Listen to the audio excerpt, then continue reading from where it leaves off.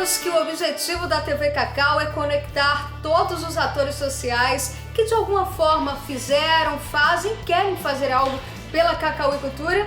Não estamos de brincadeira não, tá? E o tempo que nós conseguimos ecoar a nossa voz, o chamado dessa união está ganhando força.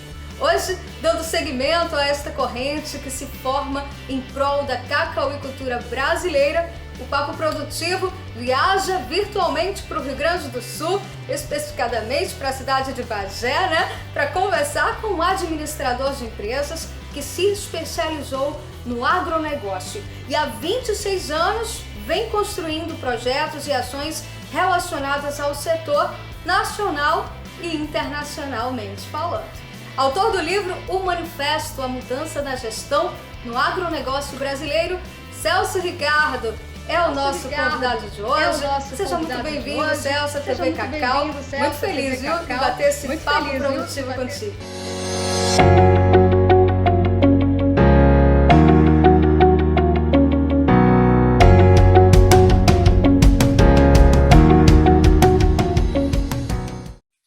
Muito obrigado, Caliana, pela oportunidade. De antemão, eu quero te dar os parabéns.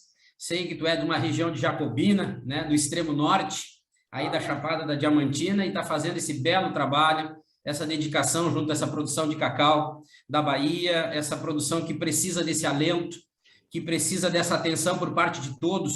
Eu acho que nós não precisamos ser única e exclusivamente da região produtora, mas eu acho que todos nós podemos colaborar de alguma forma, porque o cacau ele se difunde com a história do Brasil, é uma história riquíssima, e eu acho que todos nós temos o dever de contribuir de alguma forma com a produção de cacau do sul da Bahia. Muito obrigado pela oportunidade.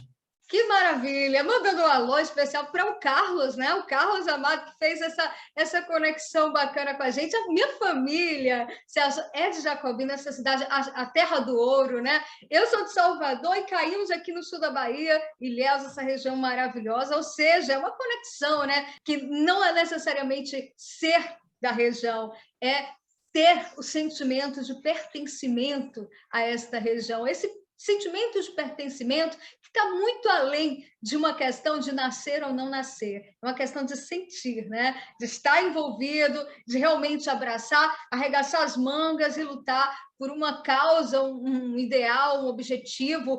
E principalmente quando a gente fala de cacauicultura, quando a gente fala de produção agro, e aí a gente envolve todas as culturas que estão nesse nosso Brasil farto, nós temos que virar os olhos e gritar com holofotes o eco dessa paixão pela agricultura, porque tudo vem da terra, Nós somos o que comemos, mas principalmente nós somos o que plantamos e o que cultivamos também. Então, aí eu já quero falar para você já pegar o gancho, falar um pouquinho como é que seu currículo é extenso, 26 anos de experiência profissional, 15 estados brasileiros aí atuando, você 5 projetos em países, a gente cita aí China, Panamá, Paraguai, Austrália, Estados Unidos. Conta um pouco, Celso, dessa sua história com a agricultura, como é que ela se fundiu, como é que Celso está para o agronegócio brasileiro? Bom, Caliana, a história ela vem de família, meus pais, especialmente meu pai, trabalhou por muitos anos, mais de 40 anos ligado à cadeia produtiva de carne bovina. Eu comecei muito direcionado a esse setor. Quando saí do Rio Grande do Sul a primeira vez em 99 rumo ao Mato Grosso do Sul, eu comecei a expandir a minha visão e as minhas colocações e as minhas ideias de agronegócio, principalmente porque nós que andamos, como eu gosto de dizer, na terra, nós que andamos no asfalto, nós que temos esse primeiro contato com o produtor rural, ou esse contato mais direto, a gente acaba vendo algumas distorções de uma realidade dita ou promulgada através de redes de TV e até as redes sociais, que a gente para e pensa e vê que existem duas realidades. Então, essa realidade e essa busca pelo entendimento da realidade real, que é essa realidade que o produtor rural vive dentro desse vasto território nacional que nós temos, me fez começar a olhar de uma maneira mais crítica, mas não somente apontando o dedo para as coisas que estão erradas, mas também levando alguma solução muito prática e objetiva. Tu comentaste sobre o livro que eu lancei, e esse livro eu tive a graça de ser prefaciado pelo Dr. Carlos, como tu bem colocou. Então, assim, é um livro objetivo e é um livro que traz pontos específicos que mostram que nós ainda não estamos no nível que nós estamos dizendo que nós estamos quando o assunto é agronegócio. Eu vou iniciar nosso papo aqui pegando como gancho justamente esse livro, tá? Porque vi que está ali entre a primeira fase, essa questão político-partidária, a segunda etapa, que você fala muito, a questão do produtor, né? A ausência de olhar para o produtor. Políticas públicas são feitas muito de dentro do Congresso para dentro do Congresso. Esquece que o que movimenta a agricultura é do lado de fora, está no campo. Cita aí esse ponto negativo que você conseguiu observar da nossa agricultura, né, de uma maneira mais consolidada. O que nós precisamos entender, e que eu acho que ficou um pouco confuso, Caliana, ou ele é tendencioso, não sei, é que parece que o agronegócio brasileiro ele se resume a soja, milho e carne. Então, a gente acaba dizendo que o agronegócio vai muito bem, as exportações são recordes, e é muito fácil, né? Eu, como administrador de empresas que sou, a gente falar em balança comercial ou falar em PIB de uma maneira muito ampla. A gente acaba, às vezes, né, não falando de uma maneira mais específica, como precisa ser falado e debatido. Então, hoje a gente fala de agronegócio no Brasil, a gente escuta, a gente lê, sempre com referências a soja, milho e também a carne bovina, mas nós não falamos, de uma certa forma, que o PIB, dentro da sua conjuntura, ele tem algumas observações específicas sobre produção e serviços. Nós falamos sobre exportação recorde, mas nós não falamos sobre valor agregado e custo de produção. A gente fala muito em exportação de soja, mas a gente não mostra para nós, brasileiros, de uma maneira geral, o quanto o Brasil está importando soja a partir da transformação desse produto. Nós exportamos commodity num preço e estamos importando o produto transformado num valor muito acima daquilo que foi exportado. Nós falamos da exportação do milho, mas nós não estamos falando hoje do custo de produção para a área de suinocultura, né, para os confinamentos de bovinos, para a produção de aves, que hoje está sendo inviabilizado devido a essa preocupação baseada numa exportação, e eu não tenho nenhum receio de dizer uma exportação sem planejamento. Hoje o agronegócio brasileiro, quando eu falo em termos de gestão, e eu quero fazer uma observação que nós temos um dos produtores rurais mais competitivos e capacitados do mundo, é o produtor rural brasileiro, é uma referência que nós temos, e eu sempre sou muito objetivo em dizer que ser ministro da Agricultura no Brasil é muito fácil. Nós temos as condições dentro, antes e dentro da porteira, dominada pelo nosso produtor rural. Nós temos que entender o fora da porteira, que é uma questão mercadológica. Nós temos que entender quais são os caminhos para que nós viemos a parar de exportar commodity, começar a trabalhar com valor agregado, com transformação, para que haja uma viabilidade, e aí sim, nós falarmos com mais propriedade sobre balança comercial, porque aquele simples fato que nós escutamos até desde a época da escola, estamos exportando mais e importando menos, mas nós não podemos esquecer que o agronegócio ele trabalha com uma moeda chamada dólar, e a valorização da mesma está, ou ela foi do nada às alturas, inviabilizando ou tornando o custo de produção, às vezes, incompatível com o preço que nós estamos comercializando. Então, hoje a gente precisa entender de indicadores, de parâmetros, mas, a princípio, ou primeiro de tudo, nós precisaríamos trazer para o Brasil, para o nosso produtor, para o agronegócio de uma maneira geral, o entendimento e essa capacidade de entendimento sobre o mercado consumidor. Nós podemos dominar o mercado internacional, mas nós não podemos esquecer do mercado interno, que hoje consome praticamente 70% do que nós produzimos. Nós não podemos falar em exportação de carne bovina, ou que nós somos o maior exportador, sem falar que a nossa carne, quando comparada com os 20 maiores exportadores de carne do mundo, nós temos uma desvalorização entre 20% e 40%. Então, por isso que eu defendo muito, e por isso que eu lancei o livro, essa mudança de gestão, para nós pararmos de olhar um pouquinho para dentro dos gabinetes em Brasília e começar a olhar de uma maneira mais técnico-profissional para o agronegócio, desenvolvendo indicadores, parâmetros, investindo e disponibilizando crédito para quem precisa. eu tenho um anseio muito grande quando eu vejo a preocupação em anunciar o Plano Safra. Nós vivemos, parece que o nosso sistema e a gestão do Ministério vive e respira Plano Safra. Mas eu costumo dizer que o Plano Safra hoje, para mim, é um grande indicador para o endividamento do produtor rural. Oferecer dinheiro somente não adianta. Nós precisamos mostrar que do outro lado, na outra extremidade, quando o assunto é mercado, esse produtor consegue captar um investimento financeiro, sabendo que ele vai produzir e vai comercializar da maneira que ele precisa. Então, são várias visões e indicadores que somente uma gestão técnica profissional hoje teria condições de nos dar esse amparo, o amparo que o agro precisa.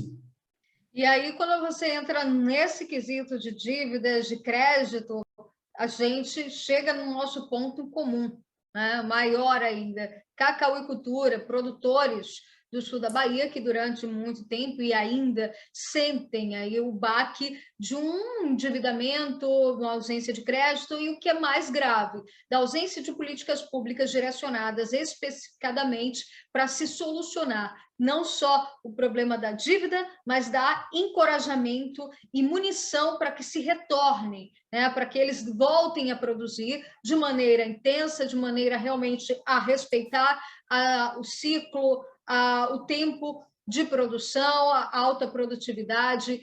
Então, hoje, quando você avalia o cenário nacional, a potência que os nossos produtores têm de produzir cacau e voltarmos a ser o primeiro do mundo, onde está a falha, onde está a ausência, ou melhor, né, a ludibriação em relação a esse setor, que durante muitos anos foi vítima e, infelizmente, ainda não se teve uma ação eficiente para se retornar à potência. Kaliana, eu acho que tudo parte de um princípio das escolhas com base na representação. Eu trabalho com gestão e trabalho de uma maneira muito ampla, seja para a questão da produção do arroz, do soja, do trigo, né, do milho. Quando a gente fala de gestão, a gente usa uma linha de raciocínio que às vezes as pessoas não entendem que ela é praticamente igual. Nós temos uma matéria-prima, nós temos um custo de produção, nós temos um mercado a ser desenvolvido, um preço a ser definido, uma comercialização e um resultado. Quando a gente fala de cacauicultura, como eu disse, eu ainda me lembro da época das apostilas de história ainda na escola, o quanto esse produto foi, né, representativo para o nosso país. E aí, a gente analisando essa história do cacau, a gente tem o problema, né, que foi, eu acho que o problema inicial, que foi a vassoura de bruxa, a introdução da vassoura de bruxa, só que nós precisamos e precisaríamos de quem é definido como o gestor e o líder. E aí eu falo já do nome que foi escolhido para estar de superintendente em Brasília, lá na CEPLAC. Esse entendimento e a capacidade de montar um planejamento, um programa, para que, passo a passo, de uma maneira estável, estruturada, o problema do cacau ele conseguisse ser resolvido. Nós temos falta de produção, nós temos capacidade produtiva, nós temos capacidade de consumo, mas hoje a gente precisa dar a atenção para quem produz. Então, o cacau, de uma maneira geral, quando eu estava ainda em debate com o próprio ministro da Economia, Paulo Guedes, via WhatsApp, eu estava fazendo algumas observações para ele sobre o agronegócio de uma maneira geral, os rumos que estavam tomando. Na mesma instância, ele colocou, no mesmo momento, desculpa, a ministra Tereza Cristina no assunto, e ela foi muito taxativa ao me dizer que estava com um problema relacionado ao cacau e ela queria me ouvir. Bom, muitas pessoas acham que a gente precisa nascer, crescer, produzir e morrer dentro de uma cultura para que a gente se torne um grande conhecedor. Mas partindo de um princípio de estudo e entendimento sobre as causas e os momentos que qualquer cultura no Brasil produtiva esteja vivendo, é muito fácil de a gente observar e conversando com algumas pessoas entendidas no meio, que residem, que moram e que viveram o cacau na sua maior intensidade no sul da Bahia, eu consegui montar uma ideia de negócio e uma proposta e levei em Brasília. Como eu disse, nós temos a questão da vassoura de bruxa, que ela precisa ser tratada em uma determinada instância.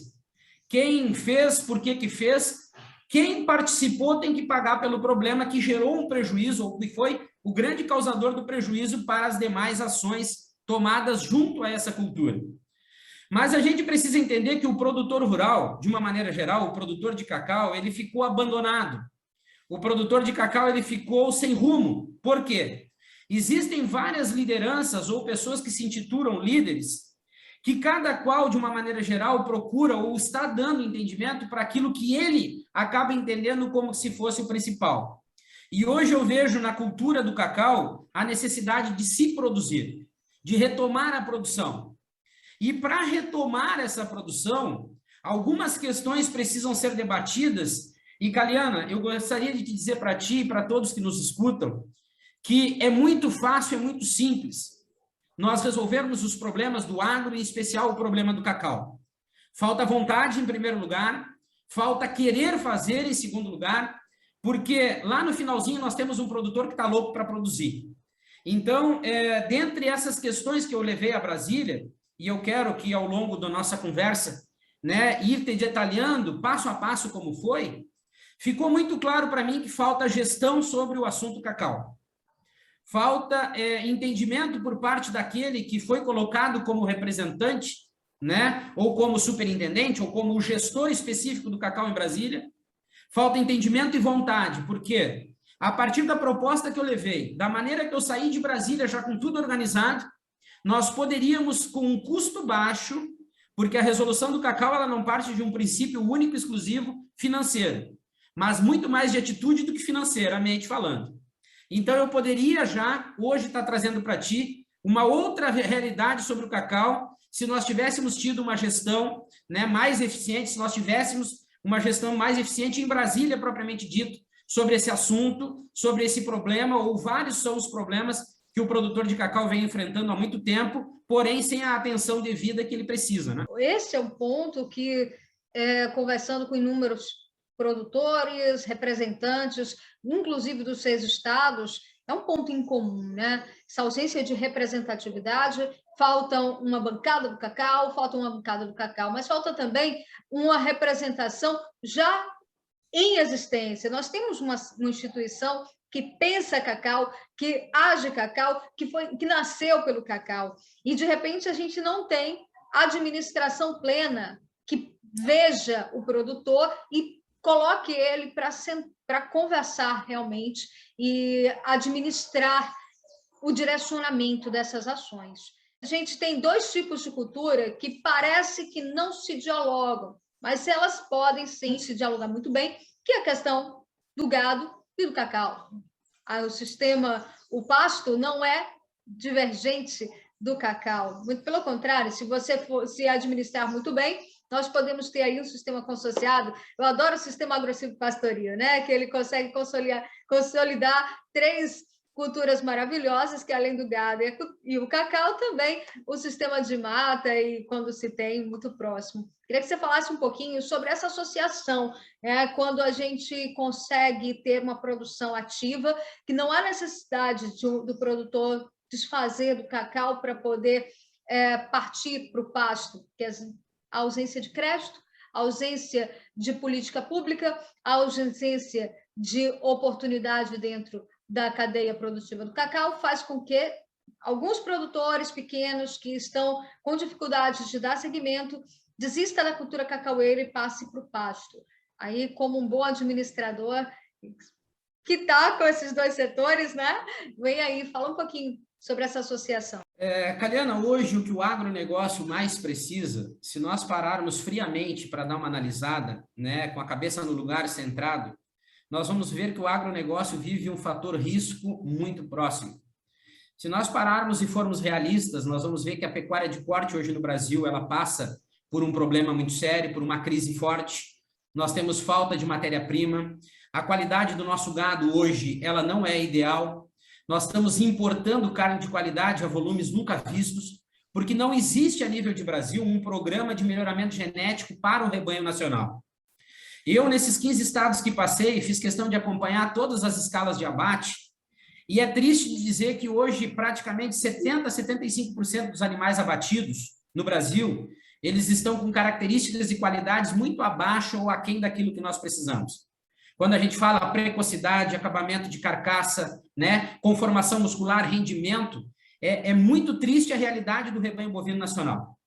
Mas aí, quando a gente vai analisar a questão do cacau, a gente vê que pontos, como tu colocou, políticas públicas, o Brasil tem uma deficiência muito grande também. Hoje, o grande problema do endividamento ou da falta de produtividade, da falta de valor agregado, de produto, produção, né, passa muito por essa definição, a definição das políticas públicas. E é por isso que eu acho, e venho analisando há muito tempo, e tenho convicção, quando eu digo, que gestão política partidária junto ao Ministério da Agricultura não é o casamento que nós precisamos. Nós precisamos urgentemente, o agronegócio precisa, o produtor precisa, as empresas precisam, o Brasil precisa de um gestor ou de uma equipe de gestão técnica profissional urgentemente dentro do Ministério da Agricultura. Nós temos uma participação no PIB do agro em torno de 20% a 21%, e quando eu analiso a capacidade produtiva até nessa transição lavoura-pecuária, nós podemos simplesmente ou rapidamente dobrar essa participação do PIB do agro, né, da produtividade do agro junto ao PIB nacional, muito rapidamente. Só que para que nós tenhamos isso, e já existem algumas propriedades no Brasil que estão conseguindo conciliar essa produção de gado com a agricultura, mas essas propriedades estão com uma realidade hoje muito diferente, que é a realidade que o nosso produtor de cacau está vivendo. Uhum. Então, partindo de um princípio que alguns produtores de cacau pelo Brasil estão se desenvolvendo, porque o consumo no mercado interno hoje, ele é alto, nós precisamos do cacau, por isso que as importações também do cacau estão sendo em volumes altos, e nós temos que dizer que o mercado internacional, ele também é carente de um cacau de qualidade, e o nosso cacau aqui produzido, ele é um cacau de qualidade, o nosso chocolate já ganhou vários prêmios fora do Brasil, né? O que nos falta hoje é uma política para o cacau específica, nos falta uma pasta específica para que o produtor de cacau, dentro da sua primeira atividade ou atividade principal, que é a produção de cacau, ele consiga se reerguer novamente, que haja um soerguimento dessa produção de cacau em primeiro lugar. E aí sim, a partir da análise da propriedade, dentro da sua capacidade produtiva e conciliação de pasto com a produção do cacau, seria hoje o casamento perfeito. Seria esse o caminho, porque nós conseguiríamos conciliar duas produções, e uma das questões que eu bato muito na tecla do produtor rural é ele não viver de uma atividade apenas, ele precisa ter condições de negociar dentro da sua produtividade, dentro da sua propriedade, várias culturas, mas especializado em uma, que essa é a grande produção que ele tem. Mas hoje o nosso produtor de cacau, ele precisa, em primeiro lugar, desenvolver novamente, retomar novamente essa produção de cacau, porque a partir dessa solidificação da produção de cacau, com certeza, ele consegue entender, profissionalmente falando, que a sua propriedade rural ele pode ter um ciclo maior de produção, e isso recai diretamente na capacidade financeira, né? No seu resultado financeiro, a partir da virada de cada competência de cada ano. Exato, a cultura cacaueira é uma cultura, ela é vasta, porque o desenvolvimento dos consórcios, ou seja, você ter dois tipos de cultura no mesmo espaço, você conseguir unir uma questão que está em alta nacional, internacionalmente, eu acredito mais internacional do que nacional, lamentavelmente, que é a questão da preservação do meio ambiente, que o cacau consegue conversar muito bem com essa preservação, essa conservação do nosso patrimônio natural. Sem contar, Celso, que é algo que a gente vem sempre enaltecendo da nossa cacauicultura. Todas as culturas a máquina conseguiu substituir, o cacau não. O cacau depende do homem. Isso não significa que nós não necessitamos de tecnologia no campo. Tecnologia não aniquila a potencialidade da mão de obra humana, né? Porque cacau, quanto mais o contato com o homem, mais valor se agrega ao produto final. Mas essa tecnologia no campo, na aceleração de produção, dá um certo dinamismo, facilitar o processo de fermentação, processo de secagem, fazer com que haja dinâmica na área da cacauicultura também é uma ausência, né? Também é uma debilidade. A mão de obra está escassa. A mão de obra rural está escassa por conta de todo o processo de êxodo rural, que a gente batalha muito para que se tenha agora o êxodo urbano, né? As pessoas passem a vir a entender o campo de uma maneira mais consistente, mais sólida. Mas essa tecnologia, essa necessidade de buscar mais mecanismos para acelerar a cacauicultura, como é que você vê? Olha, Caliana, esse êxodo urbano e essa questão de nós valorizarmos mais o campo, ela vai muito de encontro com aquilo que nós, né, vimos na mídia de uma maneira geral, que o agronegócio vai muito bem. Eu me espanto, às vezes, andando pelo Brasil, quando a gente senta para falar sobre agro, as pessoas ficam um pouco meio que, assim, afoitas em querer entender aquilo que a gente diz quando a gente mostra que a realidade não é essa. Mas quando a gente fala de mão de obra, de êxodo de uma maneira geral, a gente não pode esquecer que toda pesquisa, que toda inovação, né, que toda essa parte de melhorias, elas precisam acontecer em todas as culturas. Dinamismo, capacidade produtiva, vamos dizer assim, por pé, né, de cacau. A gente precisa trabalhar de uma certa forma, mas o cacau, como tu falou, dentro da questão de mão de obra, do trabalho de secagem, né, do trabalho de colheita, de uma certa forma, ainda nós conseguimos conciliar inovação, tecnologia, pesquisa, com esse trabalho manual.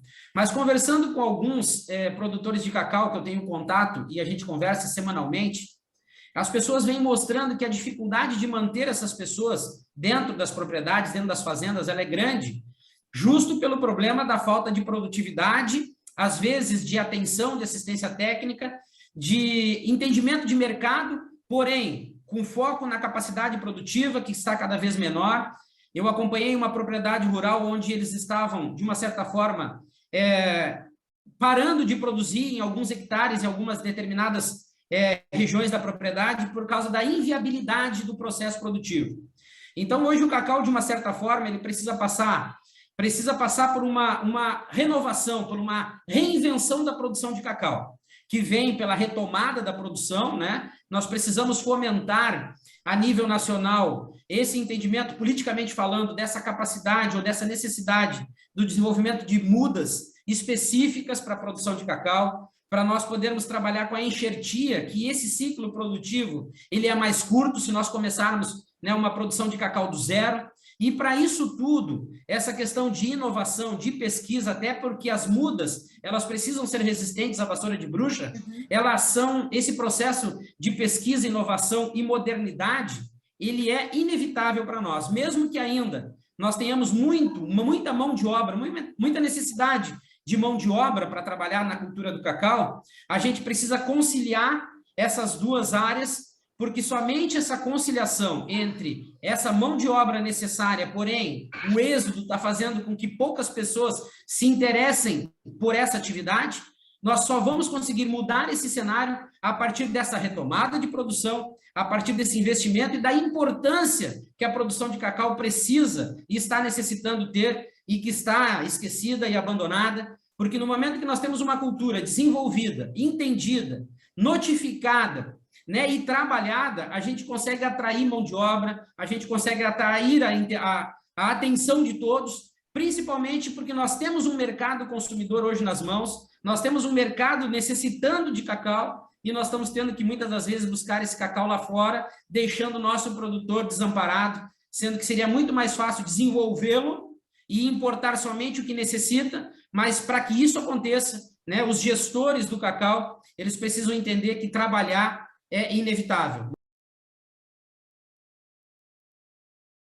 Com relação a essa produção, né, que movimenta e que é a base desse desenvolvimento. Quando a gente pensa em cacau, a gente não está falando somente de uma cultura específica, nós estamos falando da matéria-prima do alimento mais consumido do mundo, estamos falando de uma cultura que gera bilhões, né? Na safra 2020-2021 foram 34 bilhões gerados e gera direta e indiretamente quase 1 milhão de empregos, ou seja, não estamos falando de uma cultura qualquer, estamos falando de uma cultura que ainda é uma mola propulsora do agronegócio, sim, embora não se tenha, como o Celso está ratificando aqui, né, a atenção devida das nossas autoridades, e aí a gente não está especificando A, B ou C, nós estamos falando de um processo, né, Celso, histórico. Há muitos anos, a cacauicultura deixou de ser vista como uma cultura que necessita atenção especial. Não é uma cultura que esteja somente relacionada ao setor agro. Talvez o Ministério da Agricultura seja o que menos tenha, de fato, o que fazer dentro da atmosfera cacauicultura. A gente tem aí meio ambiente, economia, educação, todos esses segmentos, todas essas bases de administração que precisavam estar de mãos dadas para pensar a cacauicultura nacional brasileira. E é realmente intrigante, a gente que tem um pouquinho de conhecimento, né? Eu acho que o universo da cacauicultura é tão vasto que quem mais se dedica ainda conhece pouco, né? Não dá para entender por que essa cultura é tão menosprezada quando a gente chega a nível nacional. Estadual, você está no Rio Grande do Sul, você convive com 15 estados, a gente aqui na Bahia, coração desse processo, mas há uma ausência geral, uma apatia, uma mordaça, que eu não sei se é intelectual, se é conceitual, humana ou surreal, né? Por parte dos nossos gestores que ignoram algo que trabalha no passado, no presente e no futuro. Nós temos aí uma grande potencialidade da cacauicultura, inclusive na questão da captação de carbono, né? Créditos de carbono. E isso é inadmissível que não se tenha sido pautado. Bahia mesmo, 440 mil hectares em Cabruca. Nós temos um rico acervo. Amazônia, os SAF, sistemas agroflorestais, que também conservam inúmeras possibilidades de conservação de carbono, né? Captação de carbono. E isso é ignorado. Você roda o Brasil, atua em alguns estados, né? Tem um pouco de visão. Como a gente poderia traçar, Celso, um mapa do Brasil em relação a esta visão e essa debilidade com relação à agricultura, à cacauicultura específica? Caliana, a gente pode, né? E eu já te digo de antemão que tudo que está acontecendo é conceitual. E é impossível não falar do problema do cacau sem nós fazermos algumas visitas à política. Porque toda a questão que está acontecendo é por nós pensarmos muito mais politicamente do que tecnicamente, do que de uma maneira mais prática e específica para a cultura de uma maneira geral. Quando a gente fala de cacau, e o que mais me impressiona, nós temos uma cultura, que, como eu disse lá no início, ela se difunde com a história do Brasil, ela tem mercado, porque nós temos o produtor de cacau numa extremidade, nós temos o beneficiamento, a transformação do cacau e nós temos os mercados. Hoje, para qualquer cultura no Brasil, a gente tem que partir de um princípio de entendimento de mercado, capacidade, volume, valor agregado e preço. A partir daí, a gente traça estratégias para a questão produtiva, ou seja, dentro da propriedade rural. Analisando esse cenário, tecnicamente falando, o cacau tem tudo, é promissor a cultura de cacau em todos os pontos analisados dentro da cadeia produtiva de cacau. Porém, as questões políticas, elas atrapalham muito mais do que ajudam. Mas quando eu analiso a proposta que eu levei para Brasília, e eu fico analisando os representantes, ou aqueles que se dizem representantes, aí eu já falo mais especificamente a Bahia. Se tu me permitires, eu gosto sempre de fazer uma alusão ao nosso presidente da CNA, que ele é baiano, né? Ele é daí da região. Nós temos a Frente Parlamentar Agropecuária, nós temos senadores do estado da Bahia, nós temos deputados do estado da Bahia, e aí eu divido, eu faço uma divisão. Os políticos, a política pública, o produtor de cacau e a cadeia produtiva de cacau. É impossível nós não conjecturarmos essa união, porque um depende do outro 100%. O produtor de cacau hoje ele precisa do político, ele precisa dessas lideranças políticas, porque eles, a partir da capacidade e de onde eles estão, as políticas públicas poderiam ser desenvolvidas, favorecendo e beneficiando aqueles que precisam hoje, e especificamente o produtor de cacau. Como eu disse, As indústrias, as beneficiadoras, elas existem, têm capacidade produtiva, falta matéria-prima. O mercado existe, ele precisa dessa produção, mas hoje o que está faltando é a atenção no campo. E quando eu faço essa análise, a gente esbarra na questão política. Por que até hoje ninguém apresentou uma proposta, e eu tenho toda a visão do mundo para te dizer isso, até hoje não sentaram, não resolveram, não unificaram esforços para resolverem os problemas que o produtor de cacau está precisando. E quando tu falou em agricultura, eu já falo do problema que nós temos no arroz, até a próprio discernimento e entendimento do que é a produção de soja, e existe uma visão já que 2022 e 2023, na realidade 2023 vai faltar soja no Brasil. E o que nós estamos fazendo? E aí, no início da tua pergunta, quando tu estava, né, fazendo a tua colocação, que a gente falou sobre o Ministério da Agricultura, Caliana, eu tenho uma visão. Nós temos, quando o assunto é agronegócio, o Ministério da Agricultura é o máximo que nós temos dentro do setor. O Ministério da Agricultura precisaria estar envolvido ou se envolvendo em mais de 100%. Nós precisaríamos estar, de uma certa forma, levando propostas, puxando a frente parlamentar agropecuária para dentro do sistema. Nós precisaríamos estar intervindo junto ao Senado Federal, à Câmara dos Deputados, buscando, a partir dessa bancada grandíssima que nós temos, que é a bancada ruralista, visões e posicionamentos melhores para cada cultura, a partir da política específica que cada cultura precisa. Então, quando nós analisamos a agricultura geral, nós temos a questão da sustentabilidade, o mundo lá fora, o mercado internacional preza e está zelando por isso. O que nós estamos desenvolvendo internamente no Brasil para que o mundo nos veja de uma maneira diferente? Hoje, para nós produzirmos grãos e carne, nós não precisamos derrubar um pé de árvore sequer. Nós temos muita terra improdutiva. Nós temos muito para crescer ainda, quando a gente fala de abate de bovinos, na capacidade produtiva por animal abatido. Nós temos muito para crescer ainda em capacidade de grãos por hectare trabalhado. Só que nós estamos nos preocupando com questões inteiramente ligadas a marketing pessoal e a desenvolvimento desse ou daquele, e estamos esquecendo da parte mais frágil que eu vejo hoje dentro do agronegócio, porém a mais capacitada, mas que está sendo abandonado, que é o nosso produtor rural. Exatamente, né? Porque está faltando conexão, está faltando objetivo, está faltando racionalidade dentro do setor. E política, ela tem que ser feita diretamente para o povo, e não o contrário, o povo ser subserviente às decisões políticas. E o que não acontece quando a gente fala do cacau, não acontece o que quando nós falamos da agricultura como um todo. Essa pandemia nos provou que quem sustentou o país foi o agronegócio, apesar de todos esses problemas, né? E aí eu vou pegar um pouquinho da tua experiência a nível internacional, para que tudo isso que a gente fala, Celso, a gente conceitua aqui a nível de Brasil, o nosso país, a nossa realidade, a nossa potencialidade, mas e lá fora?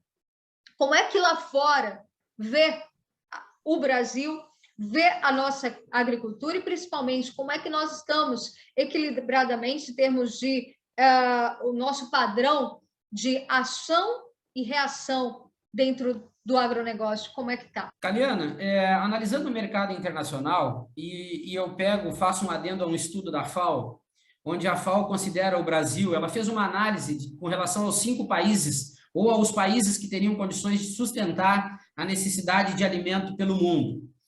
E analisando eles chegaram num consenso que 5 países teriam as características principais para que essa necessidade de atendimento do consumo do alimento pudesse ser atendido.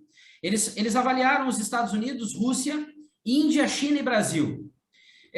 Quando eles fizeram a análise, eles partiram de um princípio de solo, de capacidade hídrica e população urbana. Lá no finalzinho, a partir das questões climáticas, Estados Unidos e Rússia já deixaram de ser o foco. A Índia, por falta de tecnologia ainda, de desenvolvimento, também acabou ficando um pouquinho para trás. Os 2 países que chegaram no final da análise foi China e Brasil.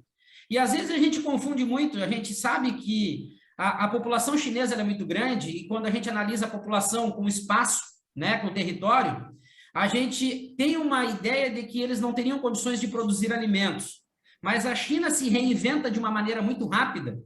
E se nós analisarmos os últimos anos, a China, bem pouco tempo atrás, era um país extremamente rural, e hoje passou a ser um país que se desenvolveu de uma forma absurda. E quando nós analisamos o Brasil, a gente viu o quão lento nós fomos em termos de desenvolvimento.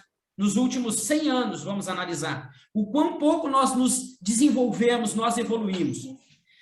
Quando a gente analisa o mercado internacional, nós estamos deixando brecha para que o mercado, de uma maneira geral, não veja o Brasil com os olhos que deveria estar vendo. Nós estamos dando chance para que as pessoas acabem, de uma certa forma, criando uma imagem negativa do Brasil, muito por culpa nossa, né? Isso tem que ser dito, muito por culpa nossa, mas a nossa realidade não é essa. E um dos grandes problemas que nós temos hoje, quando a gente fala de mercado internacional, por incrível que pareça, o Brasil não tem uma representatividade constante lá fora. O agronegócio brasileiro ele não tem uma bandeira que represente o agro lá fora. Sempre tudo está a cargo das associações, e as associações giram, normalmente, com o interesse de alguns dos seus associados, e a gente acaba deixando de mostrar aquilo que nós temos de melhor. Analisando uma última cenário que aconteceu com relação à carne bovina no mercado americano, eu me lembro de fazer umas leituras sobre alguns textos referentes a pronunciamento de produtores rurais americanos, onde eles, de uma certa forma, destruíram com a nossa imagem. Nós não tivemos uma representatividade que fortalecesse o que nós temos de melhor aqui dentro do Brasil. Mas, como eu disse, essa falta de atitude junto ao mercado internacional é culpa nossa. E aí nós chegamos novamente num problema grave que nós temos. Tudo que gira, todos os interesses do agronegócio brasileiro partem de um princípio político.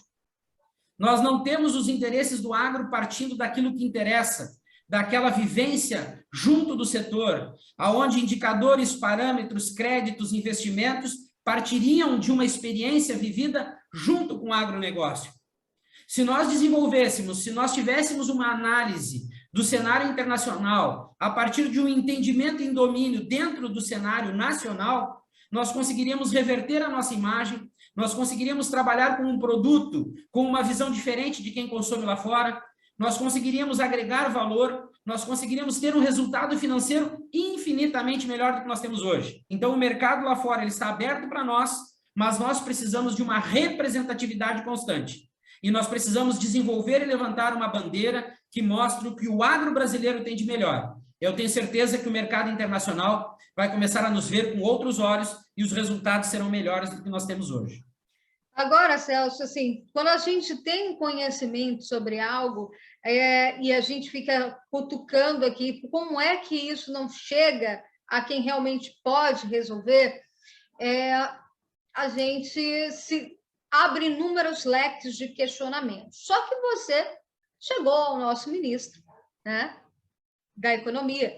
Você chegou, você falou, você expôs. E aí eu quero que você diga, qual foi a reação? Porque Paulo Guedes ele vem se mostrando ser um ministro extremamente racional, técnico e que racionaliza a economia. E racionalizar a agricultura e todas essas potencialidades e debilidades do nosso sistema agro, e aí eu vou ver se você falou especificamente do cacau com ele, né, para poder a gente entender por que eles, porque eles souberam, eles viram, na verdade, ver, escancarar o que está acontecendo, não é mais algo que possa estar somente fechado, interno, à discussão de produtor. Isso é algo que está tomando voz. Então, o que o nosso Ministério da Economia pensa sobre o assunto, né? Sobre esses pontos que você colocou? Caliana, eu muni o nosso ministro da Economia de Informações, e quando nós vínhamos num debate, eu vinha mostrando para ele algumas realidades, e quando ele colocou imediatamente a ministra Tereza na nossa conversa, e ela solicitou a minha ida a Brasília, eu volto lá no início da nossa conversa, onde eu disse sobre realidade que nós vivemos e aquilo que nós notificamos, que é aquilo que nós vendemos em termos de informação. É muito fácil nós justificarmos, e os volumes financeiros negociados do agro nesses últimos anos, e é normal que os volumes vão aumentando a cada ano, que o PIB vai aumentando cada ano, mas entre o aumento do volume comercial e o resultado financeiro da operação, existe uma diferença muito grande. Então, quando a gente fala em exportação recorde, e aí eu faço aquela alusão com relação ao agro, que as pessoas imaginam que o agro se resume a soja, milho e carne bovina. Quando eu falo e eu acabo direcionando as minhas atenções para 3 produções, 3 ciclos produtivos que estão dando certo em volume, não em valor agregado, e eu começo a debater e expor somente exportação recorde, faturamento recorde, mesmo em Brasília, algumas maquiagens acontecem. A gente acaba maquiando um resultado que não é real. E hoje, mesmo com o ministro Paulo Guedes, onde eu recebi uma carta dele, me parabenizando pelo trabalho que eu venho fazendo, e vários outros políticos pelo Brasil, que eu tive o prazer e a oportunidade de debater sobre o agro, eles estão vendo com outros olhos. E se nós analisarmos, como eu disse, a cadeia produtiva da carne bovina, do leite, da suinocultura, da agricultura familiar, o endividamento do produtor rural, qualquer um que fizer uma leitura sobre esses pontos que eu coloquei vai entender que o agronegócio não vive os seus melhores dias. Nós estamos pintando algumas fantasias que não são reais, e foi nesse momento, mostrando essa realidade para o nosso ministro. E quando eu cheguei em Brasília, eu te confesso, de uma maneira geral, a minha decepção foi muito grande com a recepção e os assuntos debatidos. E eu me permita fazer uma colocação que me deixou mais espantado. Quando eu fui conversar com a nossa ministra, ela foi muito enfática ao me dizer que ela estava muito contente com a cadeia com a pecuária de corte no Brasil. Quando eu comecei a minha explanação em termos de quantidade de rebanho, capacidade produtiva, qualidade da carne, resultado pós-abate, necessidade de mercado e importação, ao término da nossa conversa, ela me chega e diz assim: eu estou preocupada com a pecuária de corte. Começou a reunião ela dizendo que estava satisfeita, terminou a reunião dizendo que estava preocupada.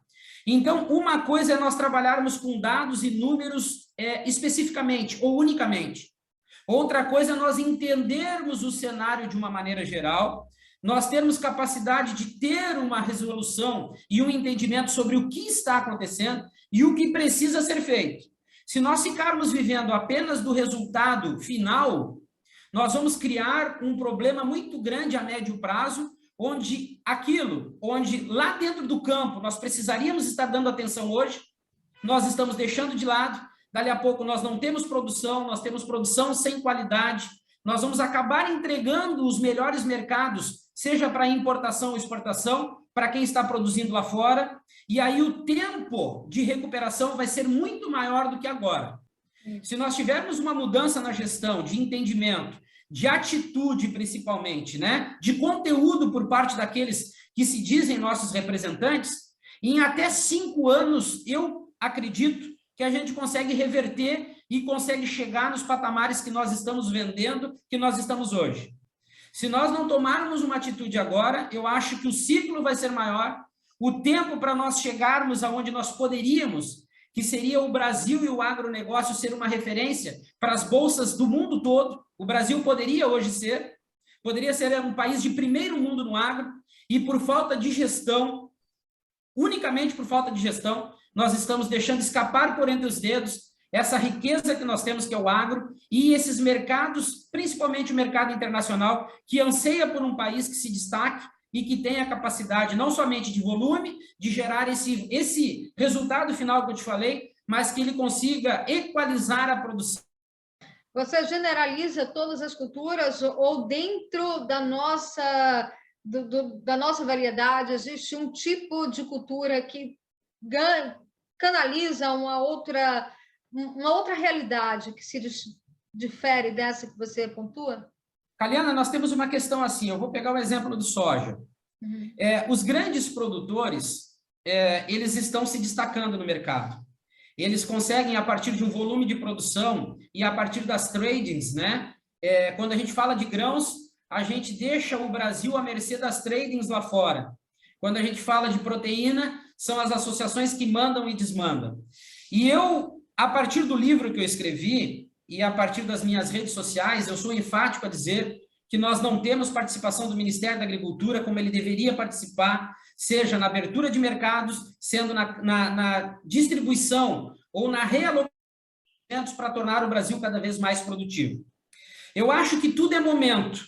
A soja está no momento dela, o arroz já teve no momento dele, nós temos o trigo, nós temos a cevada, nós temos o sorgo. Essas culturas ainda, nós estamos tendo uma importação muito grande por parte, né, da nossa incapacidade produtiva, sendo que elas, em outros momentos, já viveram o seu ápice produtivo. Eu vou pegar um exemplo do arroz, que no início da pandemia, não sei se tu vai lembrar, nós estávamos com o preço do arroz cada semana subindo nas gôndolas. E nós tivemos um pronunciamento da nossa ministra, onde ela foi enfática a dizer que nós importaríamos arroz com tarifa zero para baixar o preço na gôndola. Então, nós falamos de cacau, falamos de carne bovina, nós vamos falar do arroz. Não é um problema a gôndola do mercado. O problema do preço ou da suba do preço, ela não está no campo. O nosso produtor rural é quem menos ganha. O problema está no meio da cadeia, na transformação, no beneficiamento, naquela margem que se coloca a partir de uma necessidade de consumo. Basicamente, oferta e consumo, eles definem preço. Então, as culturas, a partir da sazonalidade que nós vivemos, elas se autodefinem com relação a preço. Se nós tivéssemos um planejamento, uma programação, um acompanhamento, orientação e assistência técnica um pouco mais difundidos na realidade do agro nacional, em especial na agricultura, nós conseguiríamos equalizar e estabilizar preço para quem produz e preço para quem compra. Então, hoje, uma cultura que se destaca, nós podemos colocar a soja, mas nós temos o arroz, que praticamente está abandonado, nós temos sorgo, nós temos trigo, que nós estamos importando da Argentina, nós estamos importando leite em pó da Argentina e do Uruguai, deixando o nosso produtor de leite abandonado. Então, aqui, nas poucas palavras que nós estamos tendo, infelizmente, está sendo mostrado o cenário real que nós vivemos. Quando nós temos uma sazonalidade de mercado, qualquer produto ele chega no seu ápice. Mas hoje nós não podemos viver de sazonalidade. Nós teríamos que viver de planejamento, né, de programação.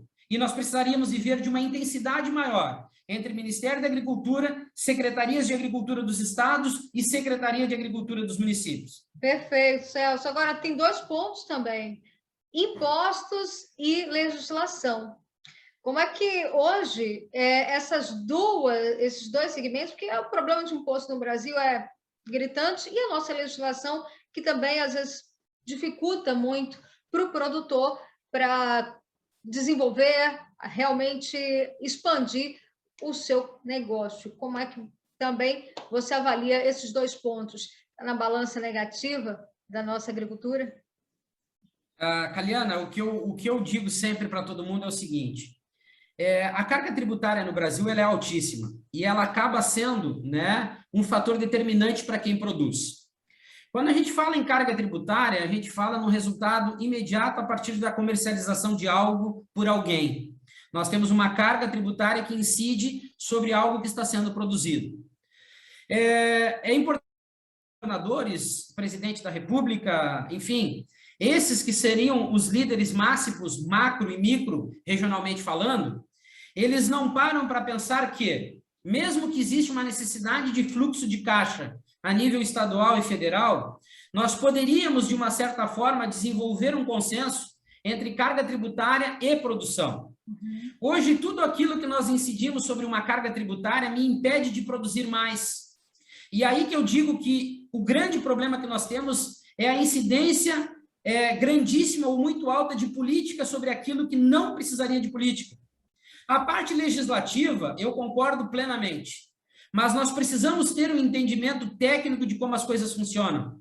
Se nós temos uma evidência comercial interna ou externa que me favorece uma produção A ou B, e essa produção eu teria capacidade de aumentar um volume em X%, por que não fazer uma equiparação entre o percentual da carga tributária no momento e o percentual daquilo que eu posso aumentar de produção e que se reverteria num recolhimento? Então, nos falta esse entendimento quando o assunto é carga tributária e legislação. Nós vivemos e respiramos política com muita intensidade, mas nós precisaríamos entender que, se nós tivermos uma carga tributária menor, nós não temos uma queda na receita, na arrecadação, porque nós favoreceríamos um aumento de produção, nós teríamos um volume maior comercializado e haveria uma compensação, né, de uma queda ou de uma diminuição da carga tributária a partir de um volume de produção maior. Nos falta entendimento técnico e nós estamos vivendo e respirando política em uma grande intensidade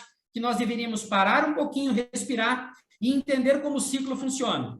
No dia, e eu espero que não demore muito para que isso aconteça, a gente consegue, junto com as demais situações que nós estamos debatendo, fortalecer o agro e nós conseguiríamos ter um resultado nacional ou internacional infinitamente melhor do que nós viemos tendo atualmente.